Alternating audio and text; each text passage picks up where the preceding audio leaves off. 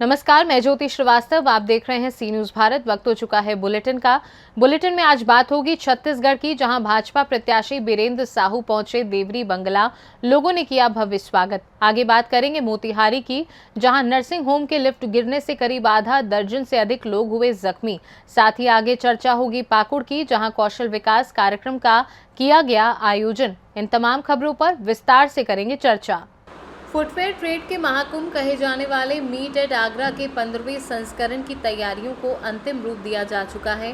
इस भव्य आयोजन में क्या खास होगा, कितने देशों की भागीदारी होगी, ऐसे तमाम सवालों का जवाब प्रेस वार्ता में सामने आए। Footwear manufacturers and exporters chamber द्वारा सिंगरा स्थित आगरा ट्रेड सेंटर पर आयोजित हो रहा 3 दिवसीय फेयर मीट एट आगरा 27 अक्टूबर से 29 अक्टूबर तक चलेगा। अध्यक्ष पूरन डावर ने कहा कि 1.5 दशक की अपनी यात्रा में इस आयोजन ने देश में ही नहीं दुनिया में भी अपनी विशिष्ट पहचान बनाई है। लगभग 30 से अधिक देश और लगभग 200 से अधिक एग्जीबिटर्स इस साल इस आयोजन में भाग ले रहे हैं। चेयरमैन गोपाल गुप्ता ने कहा कि आगरा के लिए गौरव की बात है कि मीट एट आगरा ने वर्ल्ड फुटवेयर कैलेंडर में अपनी जगह बनाई है। दुनिया भर के लोगों को इसका बेसब्री से इंतजार रहता है।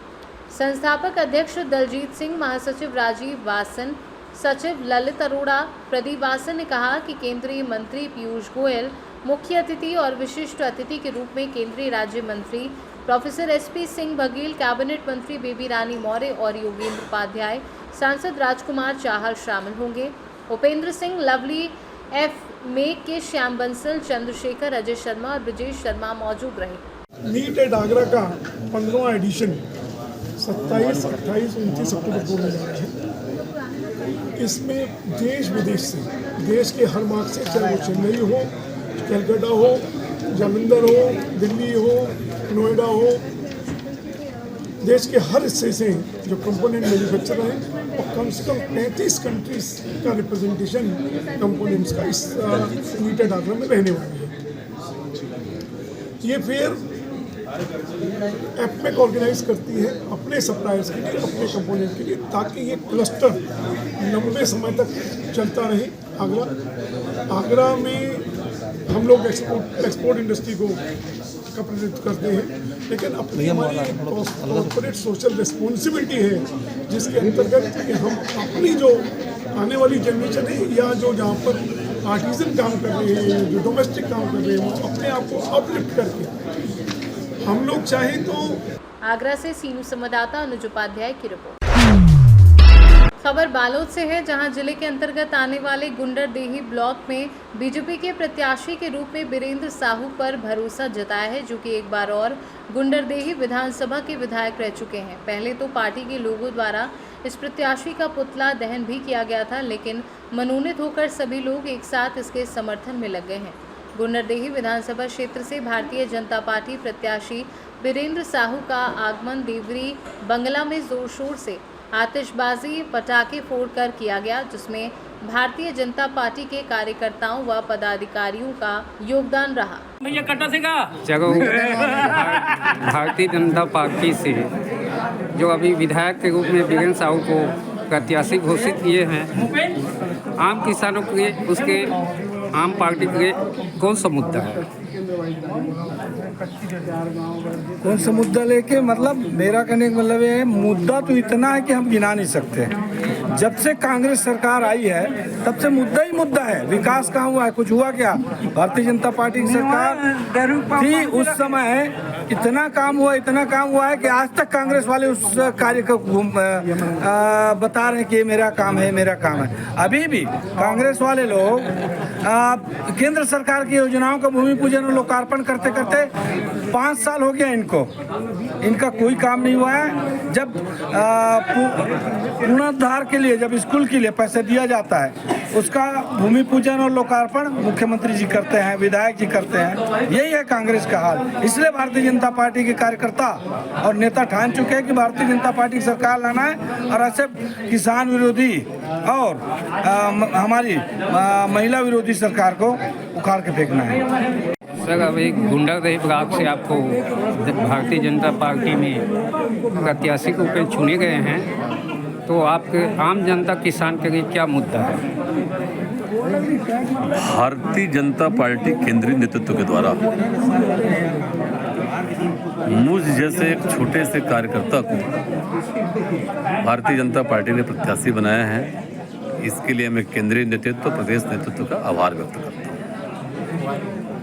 साथ ही आज जिस प्रकार से गुंडरदेही विधानसभा क्षेत्र में जो विकास के जो काम होना था, काम कहीं दिख नहीं रहा है।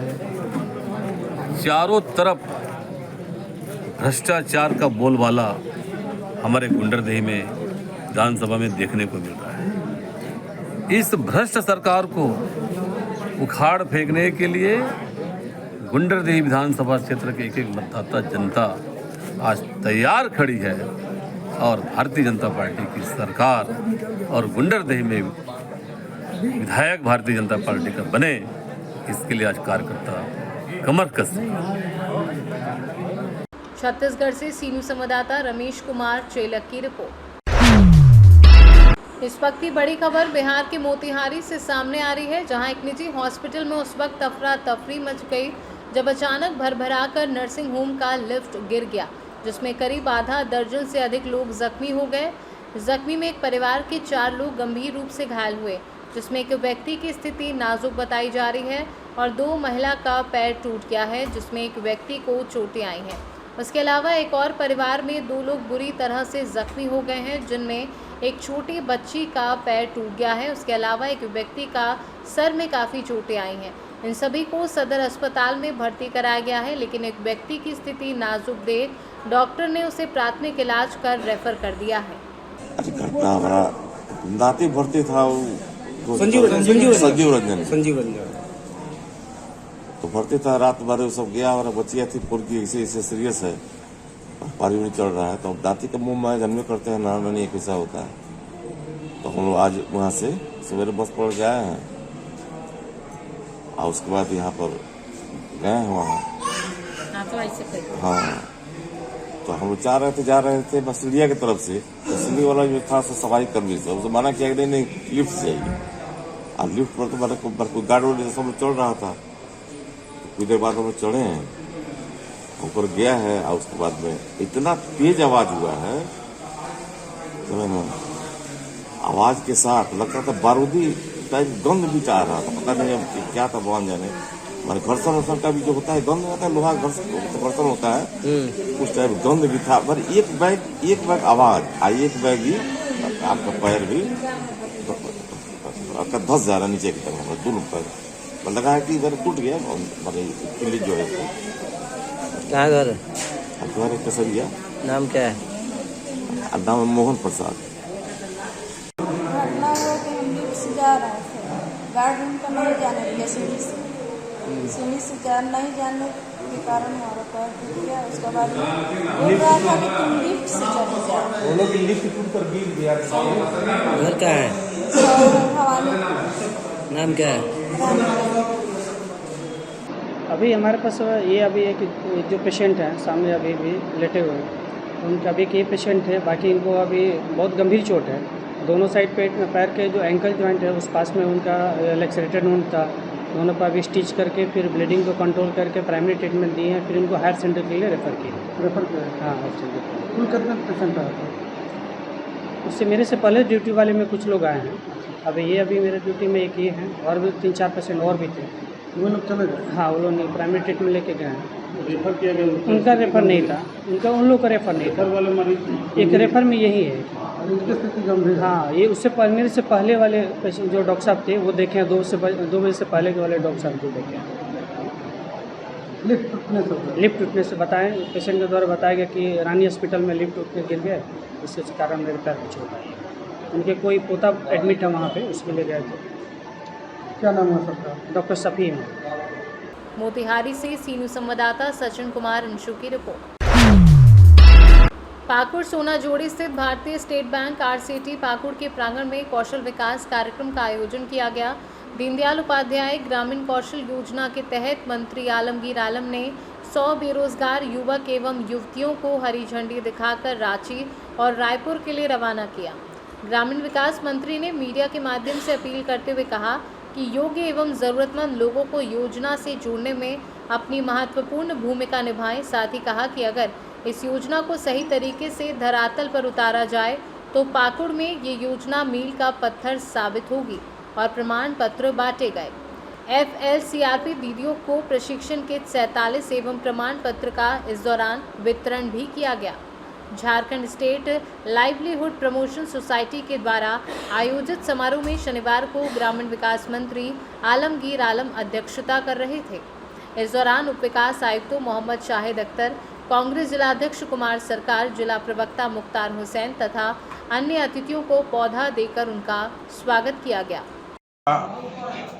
ग्रामीण विकास विभाग का ही सर्विस के द्वारा आज एक कार्यक्रम किया गया है।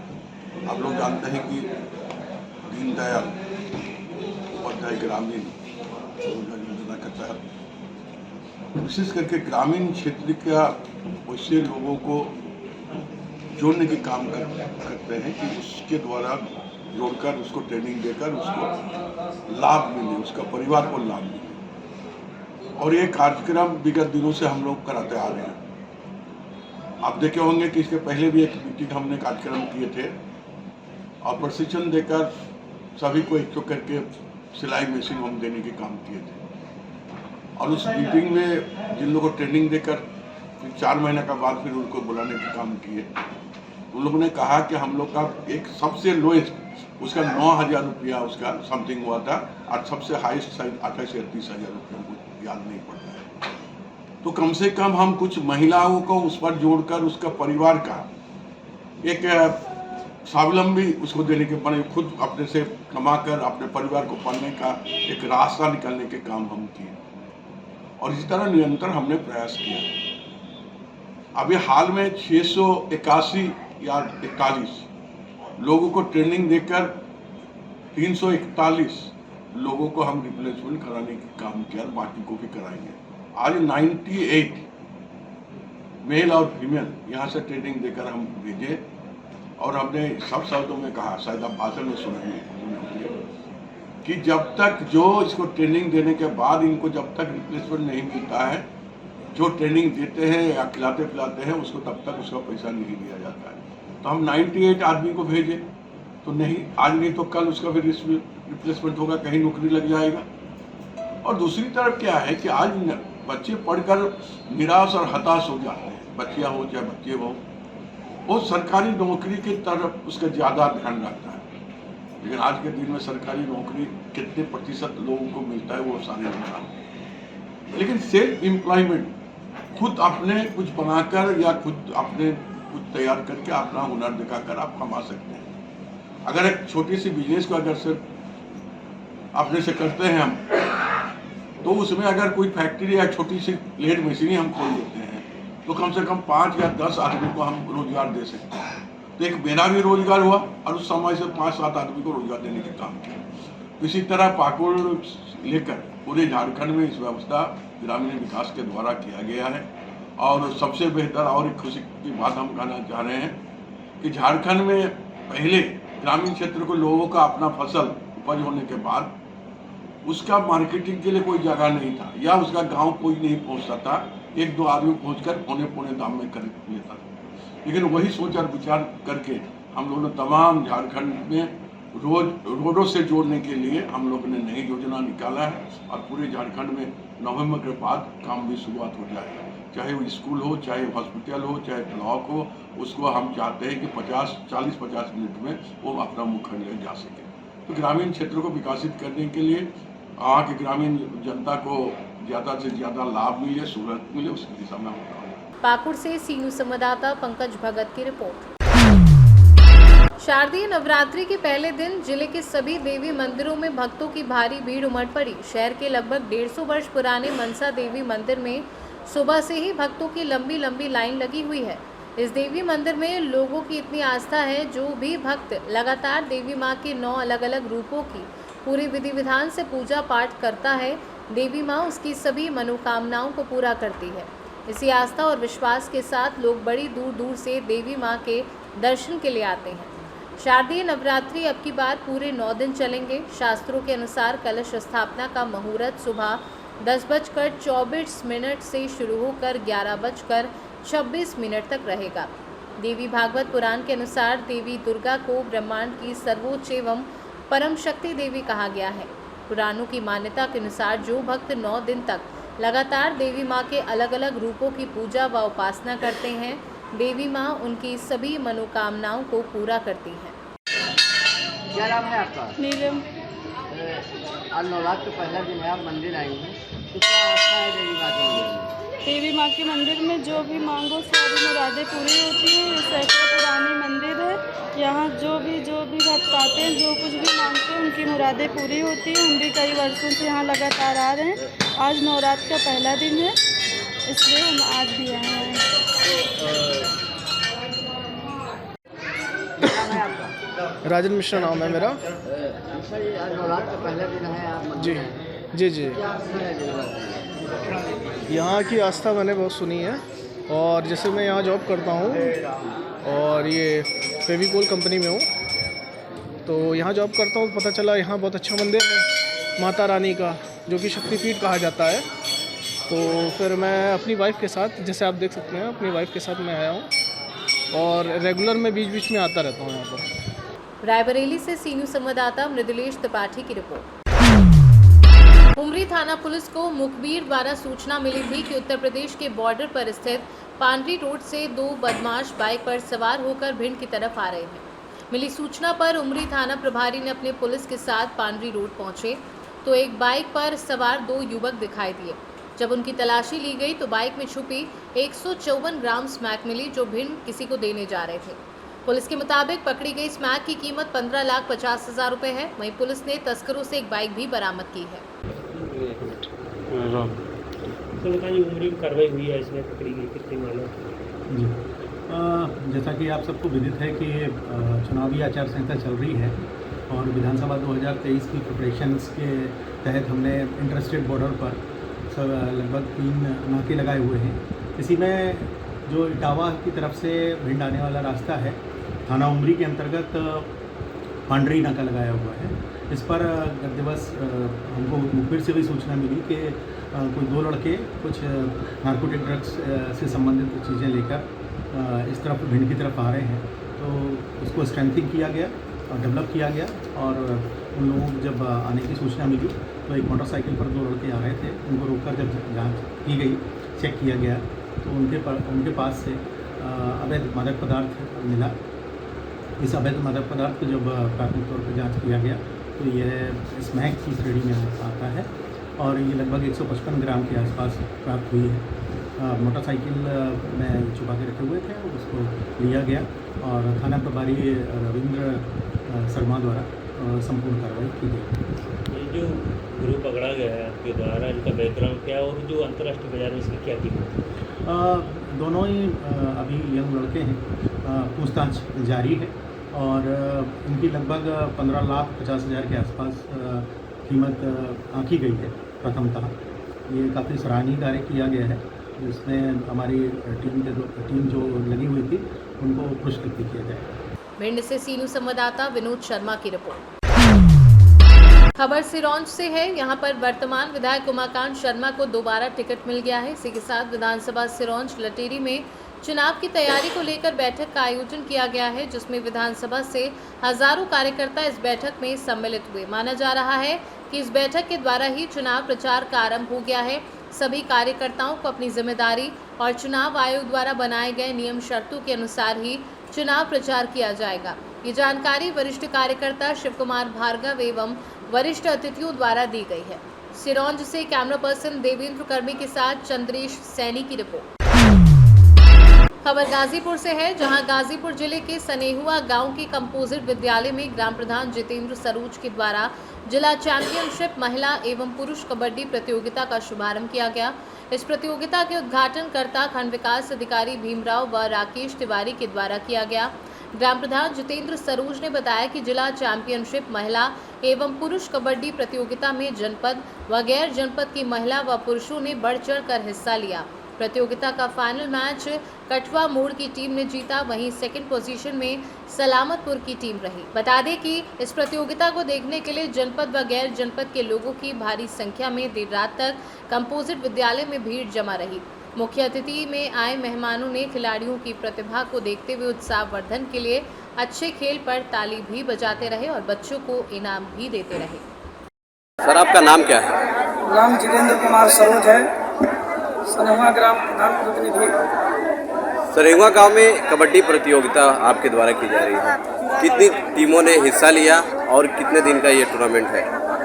इसमें लगभग 50 टीमों ने हिस्सा लिया है और ये प्रतियोगिता 2 दिनों की है। महिलाएं टीम का आज फाइनल हो जाएगा। फाइनल मैच में रतनपुरा की टीम और मऊ की टीम के बीच अभी फाइनल मैच होगा। ये टूर्नामेंट कराने का कब ख्याल आया आपको कि यहाँ टूर्नामेंट होना चाहिए? वहाँ पे युवाओं को थोड़ा सा जागरूक करने के लिए मेरे दिमाग में आया कि नहीं, इस तरह की प्रतियोगिता हर साल होती रहेगी, तो जो मेरे एरिया के अगल बगल के क्षेत्र के जो युवा हैं उन लोगों को जागरूक करके खेल के प्रति उत्साहवर्धन किया जाए। जो युवा खेल रहे हैं उनको जागरूक करने के लिए और भी क्या क्या आपके दिमाग में प्लान चल रहा है? बहुत सी योजनाएं हैं, क्रिकेट है, कबड्डी है, खो खो है, बहुत सी योजनाएं आती हैं और सब में मेरा भागीदारी रहेगा कि मैं तरह तरह के खेलों का प्रदर्शन करवा के और बच्चों को जागरूक किया। बतौर ग्राम प्रधान आप बच्चों को क्या संदेश देना चाहेंगे? बच्चों के उज्जवल भविष्य के लिए कामना करते हैं कि बच्चे हमारे गांव सभा के क्षेत्र के बच्चे आगे जाएं, नाम कमाएं, हमारे गांव का नाम रोशन हो, जिले में हो, प्रदेश में नाम रोशन हो। बस यही। क्या नाम है आपका? कबड्डी प्रतियोगिता हो रही है, क्या कहेंगे इसको लेके? कबड्डी प्रतियोगिता और यहाँ के ग्राम प्रधान द्वारा काफ़ी बेहतरीन प्रतियोगिता का आयोजन किया गया है। जो जिला चैंपियनशिप महिला और पुरुष कबड्डी प्रतियोगिता का आयोजन किया गया है, यहाँ के ग्राम प्रधान प्रतिनिधि भाई जितेंद्र कुमार सरोज जी ने काफ़ी बेहतरीन प्रयास करके और इस कबड्डी प्रतियोगिता को कराने का प्रयास किया। कहाँ की टीमों ने हिस्सा लिया इसमें? देखिए, गाजीपुर, मऊ, बनारस और कई जगहों की टीमों ने, लगभग आजमगढ़ और लगभग 50 टीमों ने इस कबड्डी प्रतियोगिता में हिस्सा लिया। ये कार्यक्रम कब से चालू है? कार्यक्रम सुबह से ही चल रहा है, कबड्डी प्रतियोगिता सुबह से चल रहा है। खेल के प्रति बच्चों को क्या संदेश देना चाहिए? खेल के प्रति बच्चों को यह संदेश दिया जाएगा कि जो भी खेल हो काफ़ी अच्छे तरीके से बच्चे खेलें और किसी प्रकार की कोई नाराजगी किसी निर्णायक पे या यहाँ के आयोजक मंडल पर न हो, कोई सवाल न खड़ा किया जाए, क्योंकि काफ़ी बेहतरीन प्रतियोगिता कराया जा रहा है। तो आप लोग खेल में दिलचस्पी रखें, किसी प्रकार की वोटिंग और तमाम तरह की बातें करने में दिलचस्पी न रखें। गाजीपुर से सीनू संवाददाता हसन खान की रिपोर्ट। अश्विन नवरात्र के मौके पर पड़ोसी समस्तीपुर जिले के माली नगर ठहरा चौक पर श्री 108 नवयुवक दुर्गा पूजा समिति की तरफ से मां भवानी की भव्य कलश शोभा यात्रा निकाली गई। ये शोभा यात्रा पूजा स्थल माली नगर ठहरा से सैदपुर बस स्टैंड होते हुए पूसा बूढ़ी गंडक नदी घाट पहुंची, जहां से कलश में जलबूजी के बाद उत्साहपूर्ण एवं भक्तिमय माहौल के बीच मालीनगर नया टोला होते हुए पूजा स्थल पहुंची, जहां दुर्गा सप्तशती के मंत्रोच्चार के साथ कलश स्थापना का पूजन कराया गया। कलश पूजन एवं स्थापना के साथ ही यहां नवरात्र की शुरुआत हो गई। पूजा समिति के कार्यकर्ताओं ने बताया कि यहां प्रत्येक साल इस तरह का आयोजन किया जाता है। आश्विन नवरात्र का बड़े ही धूमधाम के साथ आयोजन होता है, जिसमें इलाके के श्रद्धालुओं की काफ़ी भीड़ जुटती है। आसपास के दर्जनों गांव के लोग यहां पहुंचते हैं। ग्रामीणों के सहयोग से यहां प्रत्येक साल दुर्गा पूजा सह मेले का आयोजन किया जाता है। कलश शोभा यात्रा के दौरान पूर्णतया भक्तिमय माहौल बना हुआ था। पूजा स्थल पर भी श्रद्धा एवं भक्ति का माहौल बना है। मुजफ्फरपुर से सीनू संवाददाता दीपक कुमार तिवारी की रिपोर्ट। पाकुड़ शहर वासियों को भीड़भाड़ से मिलेगी निजात। शनिवार को ग्रामीण विकास मंत्री आलमगीर आलम ने किए बनने वाले बाईपास का निरीक्षण। सदर प्रखंड के शैतान खाना से चांदपुर तक, शहर कोल पंचायत से प्यादापुर तक बनने वाली जिसका जायजा मंत्री ने लिया। आपको बता दें कि पाकुड़ शहर से बाहर आने एवं जाने के लिए बाईपास बनेंगे। बड़े वाहनों को बाईपास के रास्ते निकालने के लिए मंत्री आलमगीर आलम ने बाईपास बनाने की योजना। अगर मूल रूप से दुमका हिरनपुर से पश्चिम बंगाल आने जाने वालों को शहर से होकर नहीं गुजरने पड़ेंगे। दरअसल शहर में बड़े वाहनों की प्रवेश से लग रहे जाम से निजात दिलाने के लिए निरीक्षण किया गया है। ये कार्य पथ निर्माण विभाग के द्वारा किया जाना है कि सड़क जनवरी तक बनकर तैयार हो जाएगी। निरीक्षण का मुख्य उद्देश्य था कि जो बड़ी वाहनें शहर से होकर गुजरती हैं उन्हें शहर में प्रवेश करने से पहले ही अलग से बाईपास रास्ता बना दिया जाए ताकि शहर में लग रहे जाम से लोगों को छुटकारा मिल सके। इस दौरान पथ निर्माण विभाग के पदाधिकारी और कर्मी मौजूद रहे। रोड लिए थे सैतानखाना से लेकर आईना होते हुए आपका धुलियान पाकुड़ रोड तक। वो रोड में चांदपुर का भी कुछ अंश था, लेकिन वहाँ ठीक पॉपुलेशन है, वहाँ पर नई सड़क हमने बनाया। एक पाकुड़ हमेशा, कल या परसों भी हम आए थे तो पाकुड़ हमेशा जाम देखते हैं, घंटों भर लग जाता है निकालने के लिए गाड़ी घोड़ा। तो उसको देखते हुए पहले हम लोग सोचेंगे इस बाईपास हम लोग निकालेंगे। तो पुलिस लाइन से हम लोग इसको जो रेलवे फाटक है उसके बगल से रेल से हम लोग लेकर एक बाईपास बनाएंगे ताकि बाहर का जो आते हैं गाड़ी जिसको पाकुड़ से कोई मतलब नहीं, आप आगे मतलब है तो इधर से निकल जाएंगे। दूसरा बाईपास हम लोग लिए अभी आप लोग प्यादापुर में जो हम लोग ओवरब्रिज रेलवे ओवरब्रिज था उसको वहाँ से लेकर हम थाना तक वो भी क्या बोलते हैं पाकुड़ दुलियान पथ तक हम लोग मिलाए हैं। और ठीक आपका जो हॉस्पिटल है क्या कौन मोजा है वो सहारकुल मोजा से हम लोग शुरू करके पियादापुर मोजा तक उसको मिला देंगे।